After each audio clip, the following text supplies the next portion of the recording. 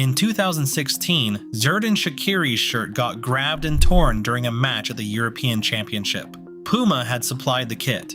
Shaqiri turned to the cameras afterward and said, and this is a direct quote, that he hoped Puma did not make condoms. That quote has been sitting quietly on the internet for 10 years. This week, it went viral again, because every single shirt that has been ripped off a player's back at the 2026 World Cup belongs to Puma. Not one, not two, 4 nations, 4 separate matches, 4 separate incidents of players standing on the world's biggest football stage while their jerseys dissolve around them. And Puma, the company that charged these nations millions for the privilege of wearing their latest technology, has said almost nothing. By the end of this video, you will understand exactly how a global sportswear brand with 11 teams at this World Cup managed to make Shaqiri's joke the most accurate product review in football history. And you will understand why the timing could not possibly be worse for them. Let's go through what's actually happened, match by match, because the pattern matters more than any individual incident. Czechia's shirt ripped during their group stage match. Then Morocco, one of Puma's higher profile partnerships, a team that reached the 2022 World Cup semifinals and was expected to be one of the stories of this tournament, had a player's jersey tear mid-match on live television. Then Egypt, then Paraguay, 4 countries, 4 different continents, 4 completely different players. The only thing connecting every single incident is the manufacturer stitched into the collar of each shirt. Every torn shirt in the tournament so far belongs to a Puma-sponsored team. Not an Adidas shirt, not a Nike shirt, not a kit from any of the 10 smaller manufacturers at this tournament. Every time a referee has had to halt play for a kit change at the 2026 World Cup, it has been a Puma shirt that needed replacing. That is not bad luck, that is a pattern. Puma's explanation, to the extent they have offered one, points to the technology inside the shirts. The 2026 World Cup kits incorporate the latest version of Puma's ULTRAWEAVE Thermoadapt technology, a proprietary fabric system the company has been developing and promoting heavily ahead of this tournament. The marketing around it was significant.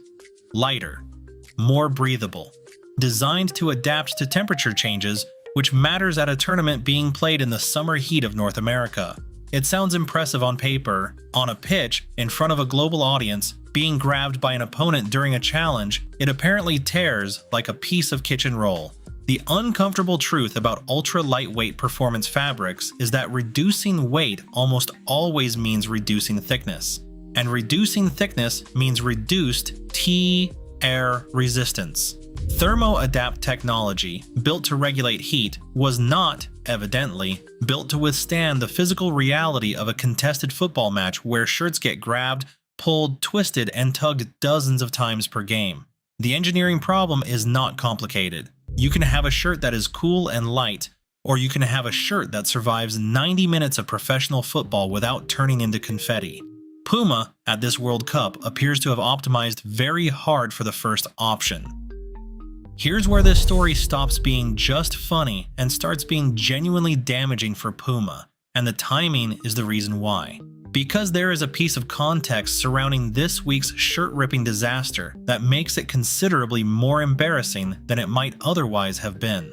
For over 70 years, Puma supplied the German national team's kit, the most iconic football kit partnership in the history of the sport. 4 World Cup wins, generations of fans. Puma and Germany were essentially synonymous. This year, that relationship ended. Germany's kit for the 2026 World Cup is supplied by Fila, Puma's replacement, their first major tournament without their flagship partnership intact. Puma entered this World Cup already wounded by the most significant loss in their football sponsorship history. They had 11 teams still wearing their shirts, including Portugal, Cristiano Ronaldo, their highest profile active athlete on the pitch. They needed a clean, successful tournament to demonstrate that life after Germany was still viable, that their technology still worked, that their brand still belonged at the top of the game. Instead, within the first 10 days, 4 of their 11 teams were making emergency kit changes mid-match, while football fans worldwide revived a decade-old condom joke at their expense.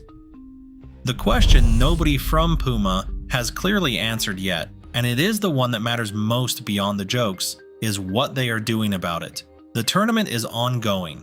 They still have 11 teams competing. Morocco have knockout football ahead of them if they advance. Portugal have Ronaldo. Switzerland, Ghana, Senegal are all still in contention in their groups, and they are all still wearing the same ULTRAWEAVE technology that has already failed 4 times in front of a global audience.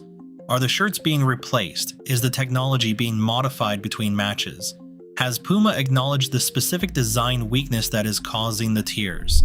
So far, the silence from their PR department has been almost as spectacular as the ripping itself.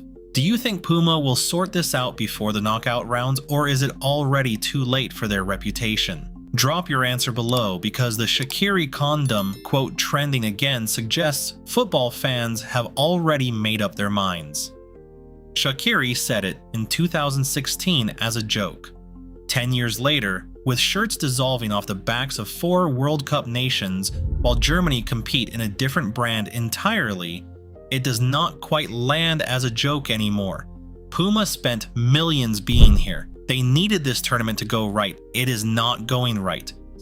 Subscribe if you want to know whether any more Puma shirts survive the knockout rounds, because right now that's genuinely an open question.